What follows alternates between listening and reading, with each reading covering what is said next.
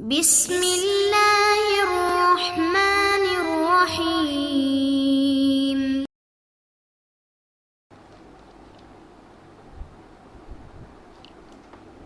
اعوذ باللہ من الشیطان الرجیم، بسم اللہ الرحمن الرحیم، الحمد للہ رب العالمین، والصلاة والسلام علی سیدنا وحبیبنا محمد وآلہ الطیبین الطاہرین۔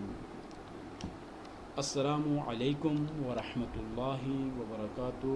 عزیزان محترم، ہم گفتگو کر رہے تھے مفہوم شرط کے بارے میں، اور مفہوم شرط کے بارے میں بہت ساری گفتگو الحمدللہ ہم کر چکے ہیں، اور آج کا ہمارا جو سبق ہے، آج کا ہمارا جو درس ہے، وہ بھی مفہوم شرط کے بارے میں ہی ہے۔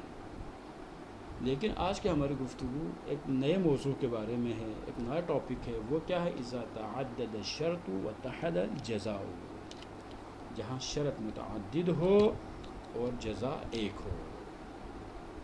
شرط اور جزا کی متعدد صورتیں ہیں۔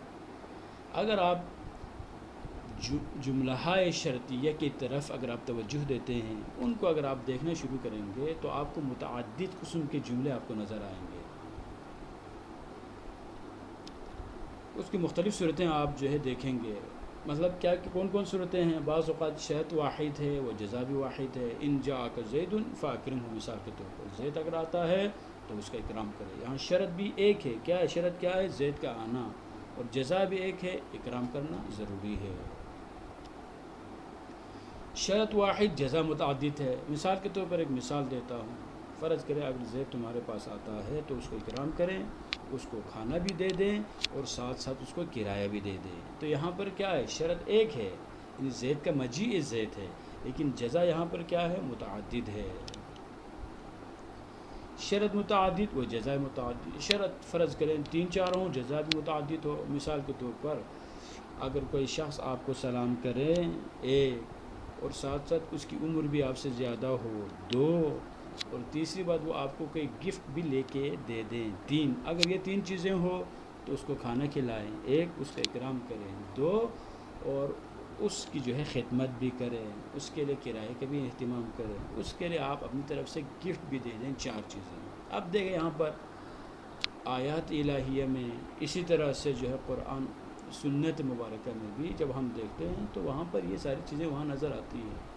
کبھی جو ہے شرط ایک ہے، جزا ایک ہے، کبھی شرط واحد ہے، جزا متعدد ہے، کبھی شرط بھی متعدد اور جزا بھی متعدد ہے۔ اگر شرط ایک اور جزا بھی ایک ہو تو کوئی مشکل نہیں ہے۔ اب یہاں پر ہماری گفتگو اسی چیز کے بارے میں ہے۔ اگر فرض کریں شرط بھی ایک ہے، جزا بھی ایک ہے، مجیء زید شرط ہے، اکرام اس کے لیے کیا ہے؟ جزا ہے، تو یہاں پر کوئی مشکل نہیں ہے۔ کوئی مشکل نہ ہونے کا مطلب یہ ہے جب شرط ہوگی تو پھر اس کا مطلب یہ ہے اس کے لیے حکم بھی ہوگا، جزا کا ہونا بھی ضروری ہے۔ اگر یہ شرط فاقد ہو جائے تو اذا فقد الشرط فقد المشروط، تو مشروط بھی کیا ہو جائے گا؟ فاقد ہو جائے گا۔ اگر تمہارے پاس وہ نہیں آتا ہے مثال کے طور پر تو اکرام کرنا بھی کوئی ضروری نہیں ہے۔ شرط ہوگی تو حکم بھی ہوگا۔ اگر شرط ایک اور جزا متعدد ہو تو بھی کوئی اختلاف نہیں ہے، یعنی شرط ایک ہے لیکن جزا متعدد ہے۔ شرط آ جائے تو اسی حساب سے حکم بھی ہوگا۔ ہم نے پہلے بہت ساری مثالیں آپ کی خدمت میں پیش کی تھی۔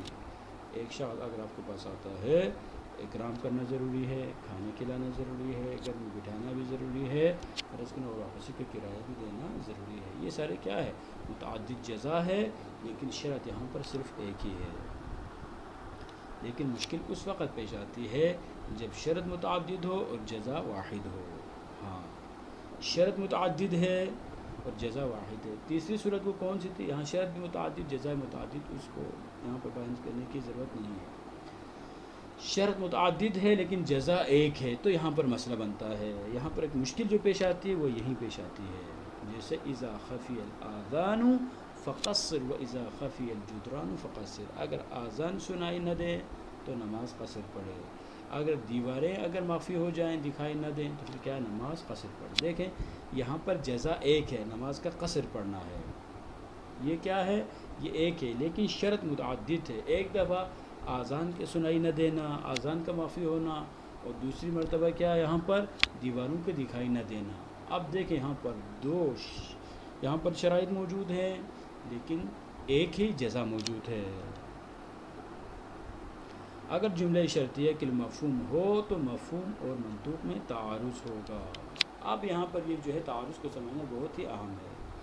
مثلا مسافر اتنی مسافت طے کرے کہ آذان سنائی نہ دے، اذا خفی الاذان فقصر، تو حدیث کے مطابق نماز قصر ہوگی۔ ہاں فرض کریں آپ اسلام آباد میں بیٹھے ہوئے ہیں، آپ یہاں سے سفر کرتے ہیں، اتنا آپ سفر کر چکے ہیں کہ ایک ایسی جگہ پر آپ پہنچ جاتے ہیں، وہاں پہنچنے کے بعد یہ اذان کی آواز وہاں پر نہیں آ رہی، ٹھیک ہے، اذان سنائی نہیں دے رہی، تو کیا ہوگا؟ اس روایت کے مطابق، روایت کے اس حصے کے مطابق، اس جملے کے مطابق اذا خفی الاذان، چونکہ آذان اگر مخفی ہو جائیں تو نماز قصر پڑھے، تو اس جملے کا مطلب یہ ہے چونکہ اذان سنائی نہیں دے رہی ہے تو یہاں پر کیا ہوگی؟ نماز قصر ہو جائے گی، آسان ہے، نماز قصر ہو جائے گی۔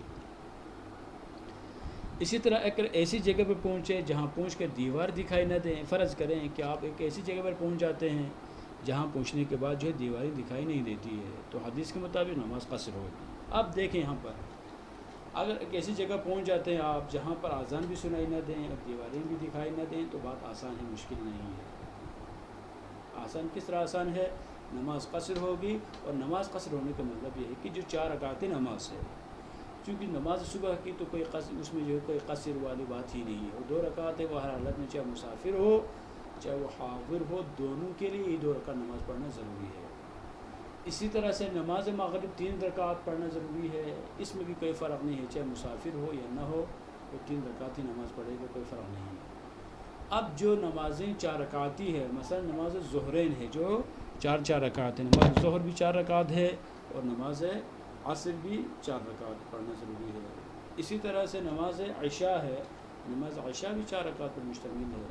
تو یہ جو 4 رکعتی نماز ہے، وہاں اگر انسان سفر میں اگر کوئی سفر کرتا ہے، سفر کے لیے نکلتا ہے، تو وہاں پر 4 رکعتی نماز میں نماز کو قصر کرنا ضروری ہے اگر شرائط موجود ہوں تو۔ اب وہ شرائط کیا ہے؟ شرائط یہی ہے کہ بہت سارے اور شرائط ہے، لیکن یہاں پر ہماری بات ان 2 ہی چیزوں میں ہے کہ دیواریں دکھائی نہ دیں، اتنا ڈسٹینس جو ہے آپ طے کر چکے ہیں کہ آپ جس شہر میں آپ رہتے تھے اس شہر کی دیواریں آپ نظر نہیں آتی، یا جہاں آپ ایسی جگہ تک پہنچ چکے ہیں، اتنی مسافت آپ طے کر چکے ہیں کہ آذان کی آواز وہاں پر نہیں آ رہی ہے، تو اگر یہ دونوں ایک ساتھ اگر مخفی ہو جائیں تو بات آسان ہے، نماز قصر ہو جائے گی۔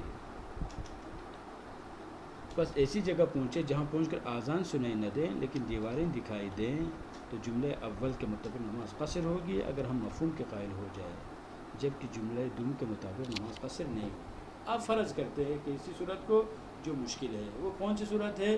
مکلف جو ہے، مسافر جو ہے ایک ایسی جگہ پر پہنچتا ہے، وہاں پہنچنے کے بعد دیواریں تو نظر نہیں آ رہی ہے، یا فرض کریں پہلی جو ہماری مثال کے مطابق جو ہے آذان سنائی نہیں دے رہی لیکن دیواریں نظر آ رہی ہے۔ اب کیا کریں؟ چونکہ پہلی روایت میں پہلا جو حصہ ہے اس کے مطابق جو ہے اگر آذان سنائی نہ دیں تو کیا کہا تھا؟ نماز قصر ہوگی۔ یہ پہلے والے حصے کا منطوق یہی ہے کہ آذان سنائی نہ دیں تو نماز قصر ہوگی، اذا خفی الاذان فقصر۔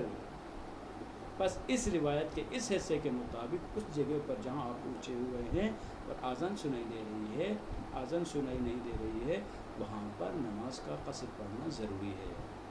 جبکہ دوسری جو روایت ہے یا دوسرا جو حصہ اذا خفی الجدران فقصر، اگر دیواریں مخفی ہوں تب جا کر آپ کیا کریں؟ نماز قصر۔ اس کا مفہوم کیا ہے؟ اس کا مفہوم یہ ہے کہ اگر دیواریں مخفی نہ ہوں، دیواریں دکھائی اگر دے رہی ہے تو پھر وہاں پر کیا ہوگا؟ وہاں پر جو آپ کی نماز تمام ہوگی۔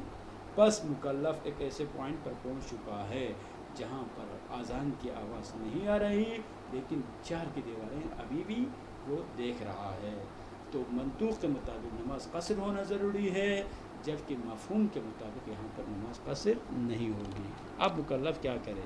تو یہاں پر قول اول کے مفہوم اور قول دوم کے منطوق میں تعارض ہوگا، یا قول اول کے منطوق اور اسی طرح دوسری جو ہے اس میں دوسرے میں مفہوم میں تعارض ہوگا۔ یہاں پر ان ہر ایک کا مفہوم دوسرے کے منطوق سے ٹکرا رہا ہے، یعنی مفہوم کے مطابق نماز قصر ہوگی اور منطوق کے مطابق قصر نہیں ہوگی۔ سوالات، آج کے سوالات: جملہ شرطیہ کے مفہوم کے قائل ہونے سے کیا مشکل پیش آ سکتی ہے؟ اگر ہم اس بات کو تسلیم کریں کہ جملہ شرطیہ کے لیے مفہوم ہے تو اس سے کیا مسئلہ پیش آ سکتا ہے، کیا ڈیفیکلٹی پیش آ سکتی ہے؟ سوال نمبر 2، جملے شرطیہ مفہوم اور منطوق کے تعارض کی کیفیت کو بیان کریں۔ کس طرح سے ایک کا مفہوم دوسرے کے منطوق سے ٹکراتا ہے یا دوسرے کا منطوق پہلے کے مفہوم سے ٹکراتا ہے، اس بات کو واضح کریں۔ تیسرا سوال، تعارض کو ایک مثال کے ذریعے واضح کریں۔ والسلام علیکم ورحمۃ اللہ وبرکاتہ۔